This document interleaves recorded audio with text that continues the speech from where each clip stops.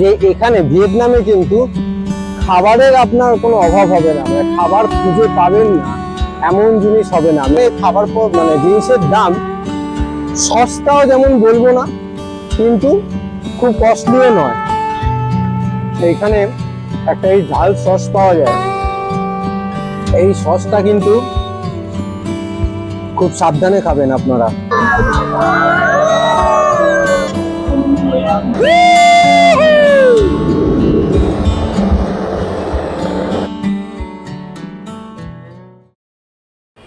আচ্ছা, দানাংয়ে আমাদের রুমের যে স্টুডিওটা বুক করেছি, দানাংয়ের হোটেলের যে রুমটা বুক করেছি তার একটা রিভিউ আপনাদের দিচ্ছি।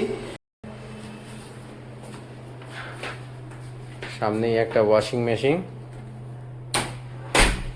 আচ্ছা, ডান দিকে এখানে কিচেন আছে, এখানে চিমনি। আচ্ছা, উপরে কিছু নেই, এখানে কিছু বাসনপত্র দেওয়া আছে, এখানে কিছু নেই, এখানে আচ্ছা এটা ফাঁকা আছে, এখানে বেসিন ক্লিন করার জন্য বাসন। আচ্ছা, এখানে একটা মাইক্রোওভেন আছে, এখানে একটা বেড, এদিকে একটা ফ্রিজ আছে, এটা কিন্তু ডাবল ডোর ফ্রিজ আছে, ফ্রিজার, আর নিচে কুলিং এর। এখানে এই যে আমি একটা টিভি, ড্রেসিং টেবিল, এখানে ওয়ার্ড্রপ আছে।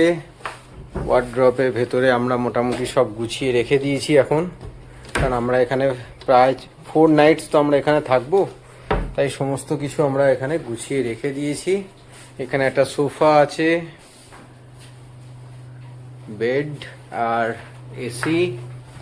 ওয়াশরুমটা এই যে, এখানে আছে একটা বাথটাব, শাওয়ার, এখানে আবার একটা বেসিন আছে আর আয়না আছে।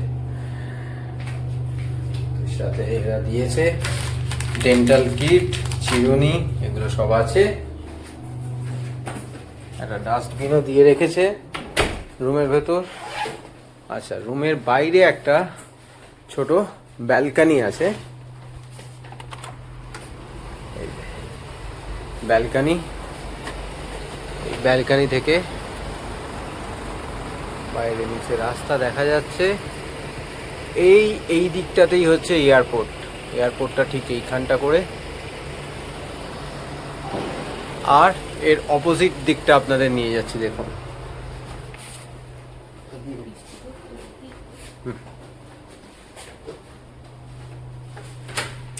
এই বাইরে বেরিয়ে এই দিকটা দেখুন,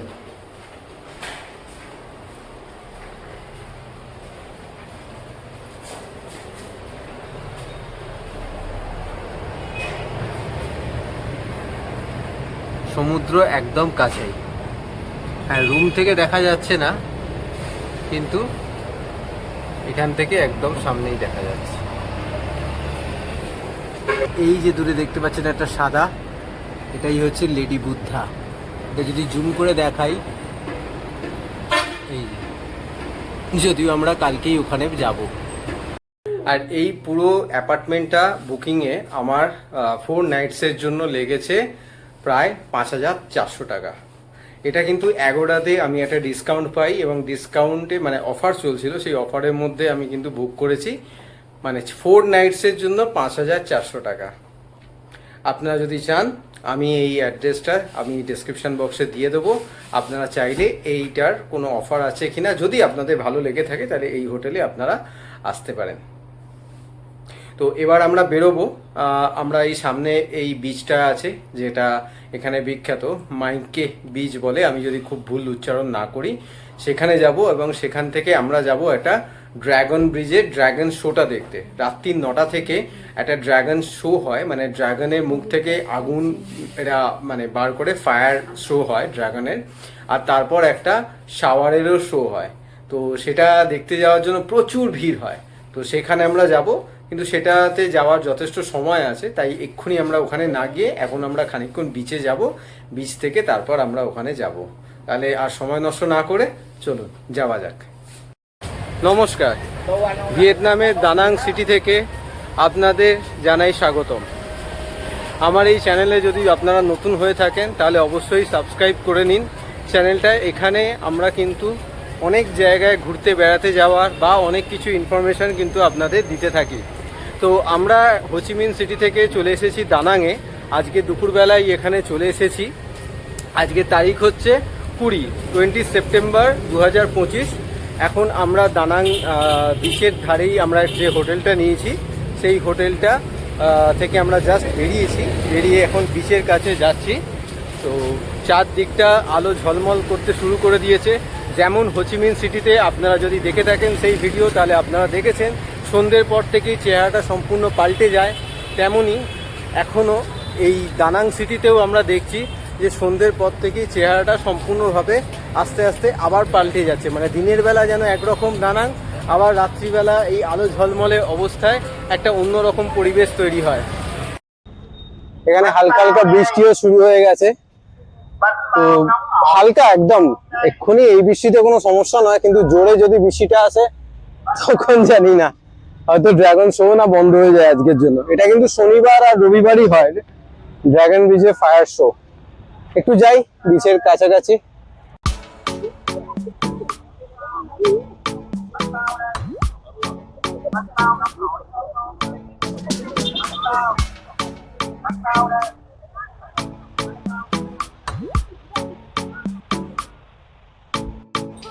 আমরা এই মাইকে বিচ থেকে এবার আমরা আস্তে আস্তে ড্রাগন বিচের দিকে হাঁটতে হাঁটতেই, মানে সমুদ্রকে পাশে রেখেই আমরা হেঁটে চলেছি। এবং যাওয়ার পথে হয়তো কিছু খাবার পেলে হয়তো টুকটাক খেয়েও নেব, কারণ ওখানে ট্রেনেতে আমরা হালকা লাঞ্চ করে নিয়েছি, মানে লাঞ্চ কাম ব্রেকফাস্ট করে নিয়েছি। তো সেই জন্য ভাবছি যে এখানে যদি কিছু হালকা খাবার পাওয়া যায় খেয়ে নিতে পারি। হৃদয় অনেকক্ষণ খাইনি, দেবী খাইনি, আমি আর হৃদয় যদি অবশ্য সকালে ব্রেকফাস্টটা বেশি করেছিলাম। যাই হোক, যেতে যেতে একটু কাছাকাছি এসে গেলে এবং ভালো কিছু দেখতে পেলে অবশ্যই আমরা খেয়ে নেবো। তবে একটা কথা বলছি, ভালো খারাপের কথা আমি মানে সেভাবে বলছি না, কিন্তু এটুকু বলছি যে এখানে ভিয়েতনামে কিন্তু খাবারের আপনার কোনো অভাব হবে না, মানে খাবার খুঁজে পাবেন না এমন জিনিস হবে না। আমি আগে হোচিমিনেও যা বলেছি একই কথা বলছি, যদি আপনি নন ভেজিটেরিয়ান হন তাহলে আপনার জন্য কিন্তু মানে খাবারের কোনো অভাব হবে না। আর যদি এরা যেমন বলছে আপনি যদি সব রকম কিছু খেতে পারেন তাহলে কিন্তু পকেটে পয়সা থাকলে আপনার জন্য কিন্তু এটা স্বর্গরাজ্য, খাবারের উদ্দেশ্যেই বলছি। হ্যাঁ, আরেকটা কথা বলছি, পকেটে পয়সা এই জন্যই বললাম যে এখানে খাবার মানে জিনিসের দাম সস্তাও যেমন বলবো না, কিন্তু খুব কস্টলিও নয়। আমরা মোটামুটি ওয়েস্ট বেঙ্গল বা ভুবনেশ্বর এই সমস্ত জায়গাতে যেরকম খাবার পাই, যেরকম দামের খাবার পাই, এখানেও কিন্তু ভারতীয় টাকায় মোটামুটি তাই। আবার কিছু কিছু জায়গায় আমি হোচিমিনেতে দেখেছি এই বান্নি বা ফো এই ধরনের খাবারগুলো কিন্তু একটু হলেও কম দাম লেগেছে। আমার কেন জানি না মনে হচ্ছে বান্নিকে যদি আমি স্যান্ডউইচ দিয়ে রিপ্লেস করে দিই তাহলে এইরকম সাইজের কোনো স্যান্ডউইচ, এইরকম ফিল কোনো স্যান্ডউইচ যদি কলকাতাতে আমরা পাই, আমার মনে হয় দামটা হয়তো একটু হলেও বেশি হবে। তো সেই জন্যই আমার মনে হয় যে এই খরচের ব্যাপারটা নিজেদের উপরেই ডিপেন্ড করে, ঠিক কথা, কিন্তু তাহলেও অন্যান্য অনেক দেশের মতো আমরা যা 4-5টা দেশ ঘুরেছি এখনো অবধি, তাতে আমার দেখা সবচেয়ে চিপেস্ট যদি থাকে সেটা হচ্ছে কিন্তু এখানে। মালয়েশিয়ায়, থাইল্যান্ড, সিঙ্গাপুর কোথাও না, সিঙ্গাপুরে তো সবচেয়ে বেশি কস্টলি আমরা দেখেছি, তাই না? সবচেয়ে কস্টলি আমাদের লেগেছে সিঙ্গাপুর, তারপর মালয়েশিয়া, থাইল্যান্ড, দুবাই অবশ্যই কস্টলি। তাও বলবো দুবাইয়ের দাম সিঙ্গাপুরের থেকে কম লেগেছে আমার খাবারের দাম। তো প্লাস এইখানে যদি দেখি, এখানে কিন্তু খাবার দাবার বেশ সস্তাতেই আমরা কিন্তু পাচ্ছি, একদম আমাদের দেশের মতো। তো ভারতীয় পয়েন্ট অফ ভিউতে একদম বলা যায় যে খাবার দাবার সস্তা। আর একটা ওয়েদার নিয়ে, যেমন আমি এর আগে ভিডিও বলছিলাম যে সকালবেলা দুপুরবেলা যখন এসেছিলাম তখন যে রোদ্দুরটা ছিল, যা গরম লাগছিল, এখন কিন্তু মানে রোদ্দুরটা চলে যাওয়ার পর বিকেল থেকে আর একটু একটু মেঘলা যা হচ্ছে আর কি। এখন মানে দিনের বেলা রোদ্দুর আর সন্ধ্যে থেকে একটু বৃষ্টি, এরকম ব্যাপারটা তো ভিয়েতনামে হচ্ছেই এখন। তো ওয়েদারটা কিন্তু এখন পুরো বেশ ঠান্ডা ঠান্ডা ভালো লাগছে। তো ওই গরম ব্যাপারটা ফিলটা আসছে না, আর সমুদ্রের ধারে হাওয়াও চলছে, যার জন্য বেশ আরামদায়ক লাগছে। যেমন বলেছিলাম, যেতে যেতে এই ড্রাগন ব্রিজ যেতে যেতে রাস্তার মাঝখানেই একটা বেশ ভালো জায়গা পেলাম, মানে যেখানে দেখলাম বেশ মানুষ বসেও আছে, খাওয়া দাওয়া করছে। আর যাওয়ার সময় স্মেলটাও বেশ ভালো লাগলো, যে ফ্রাইড রাইস টাইপের একটা স্মেল পেলাম। তো সেই জন্য এখানেতে খেতে চলে এলাম। এখানে অর্ডার দিয়েছি 2 রকমের ফ্রাইড রাইস, চিকেন আর মিট আছে তাতে। একটা চিকেনের ফ্রাইড রাইস দিয়েছি, ফ্রাইড চিকেন, আর তাতে রাইস অ্যাডিশনাল থাকবে। খাবারটা তাহলে চলে আসুক। তো খাবারের গন্ধতে আরো খিদেটা যেন পেয়ে যাচ্ছে। তো খাবারটা এলে খেয়ে দে, তারপর আবার আমরা যাব, হাতে এখনো অনেক সময় আছে। এইখানে একটা এই ঝাল সস পাওয়া যায়, এই সসটা কিন্তু খুব সাবধানে খাবেন আপনারা যদি নেন, এটা কিন্তু মারাত্মক ঝাল হয়। আর এখানে যে সয়া সসটা আছে সেটাও একটুখানি দিয়ে দিলে খাবারের টেস্টটা কিন্তু আরো এনহ্যান্স করে। একটুখানি নিয়ে গেলাম, দারুণ লাগলো, কিন্তু একটু বেশি হয়ে গেলেই ঝাল লাগবে, একদম ব্রহ্মতালুতে গিয়ে ধাক্কা লাগবে। রাইসটা খাওয়ার পর আবার আমরা এক জায়গায় আমরা যেতে যেতেই একটা ড্রিঙ্কসের দোকান পেয়ে গেলাম।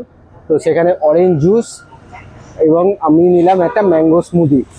2টো অরেঞ্জ জুস নিয়েছে হৃদয় আর দেবীর জন্য, আর আমি নিলাম একটা ম্যাঙ্গো স্মুদি। দেখে যথেষ্ট ভালো লাগছে, একদম ফ্রেশ অরেঞ্জ কিন্তু স্কুইজ করে দিল, তাতে একটু বরফ দিয়েছে। আর দামটা কিন্তু অনলি 15,000 ভিয়েতনামিজ ডং, মানে প্রায় 50 টাকা, প্রায় ভারতীয় 50 টাকার সমান। তো যথেষ্টই ঠিকঠাক, যেটা আমি আপনাদের বলছিলাম।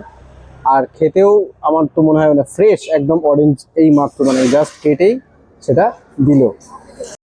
আমারও এসে গেছে এই যে ম্যাঙ্গো স্মুদি, এবার এটা খাই।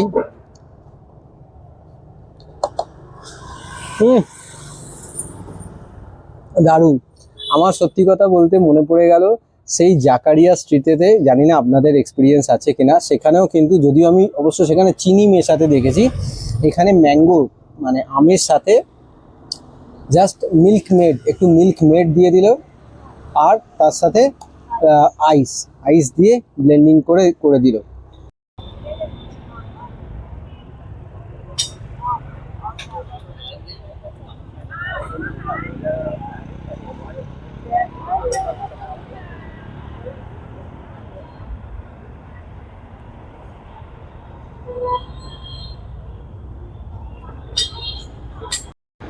তো এসে পৌঁছে গেছি ড্রাগন ব্রিজেতে। তো এই হলো আমার পেছনে ড্রাগন ব্রিজ। এর কিন্তু কালারটা দেখুন আবার চেঞ্জ হয়ে গেল।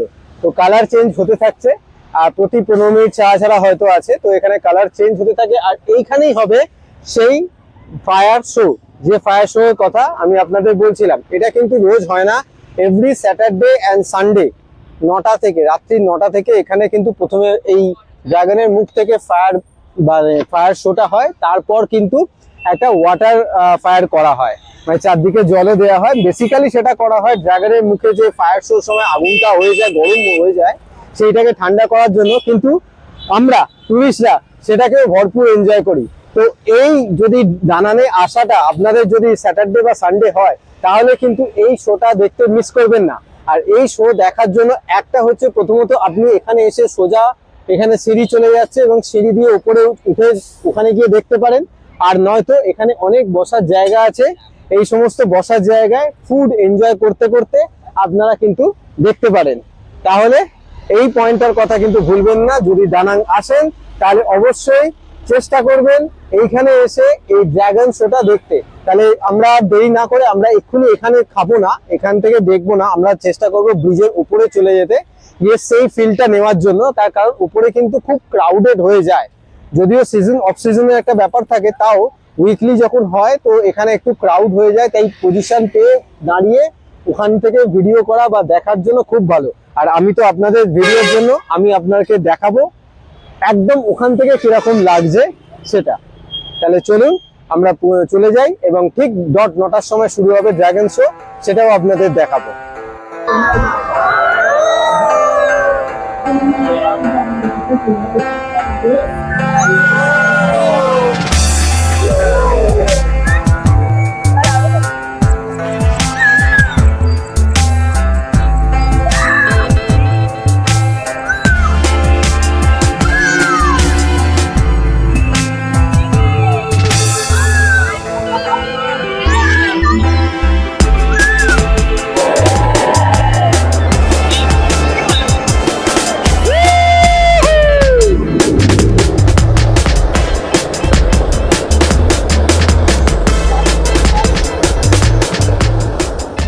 দুর্দান্ত একটা ফায়ার শো হলো, আর তারপর ওয়াটার স্প্রেটাও করলো, দারুণ লাগলো আমাদের। মোটামুটি প্রায় মিনিট 15 মিনিটের মতো শোটা হলো, তারপর আমরা বেরিয়ে চলে এলাম। এবার ভাবছি এখানে ডিনার করে নেব, ডিনার করে এখান থেকে তারপর ডাইরেক্ট আমরা হোটেলে চলে যাব। তো এই ফায়ার শো যেখানে হয়, মানে এই ব্রিজের যে মুখের দিকটা আছে, সেখানেই একটা সনফ্যান বলে একটা নাইট মার্কেট আছে। তো এই নাইট মার্কেটে আমি জেনেছি আর কি অনেক খাবার দাবার পাওয়া যায়, ভালো বারবিকিউ টারবিকিউ পাওয়া যায়। তো সেটাই এক্সপিরিয়েন্স করব বলে ভাবছি, রাস্তাটা পার হয়ে যাই, তো সেটাই এক্সপিরিয়েন্স করব বলে ভাবছি। যাই ওখানে আমরা ভেতরে যাই, ভেতরে গিয়ে কি আছে সেটা আপনাদের দেখাই, আর ওখানেই আমরা ডিনারটা কমপ্লিট করে নেবো।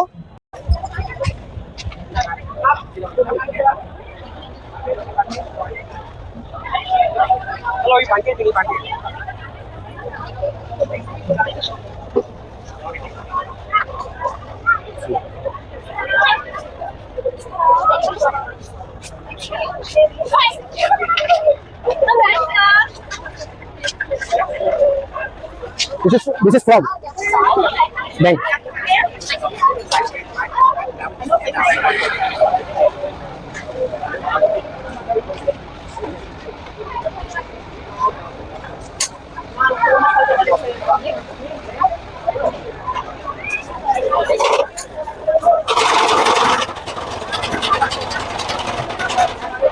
এই যে চুই চেন, এটা চুই চেন এখানে এখন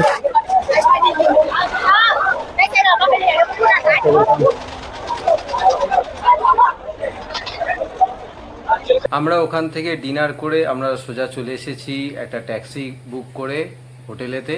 আমাদের ট্যাক্সি ভাড়া পড়লো আনুমানিক প্রায় 38,000 ভিয়েতনামিজ ডং, যা ভারতীয় টাকায় প্রায় ওই 120 টাকার মতো, তো 110-20 টাকা এরকম মতো পড়বে হয়তো।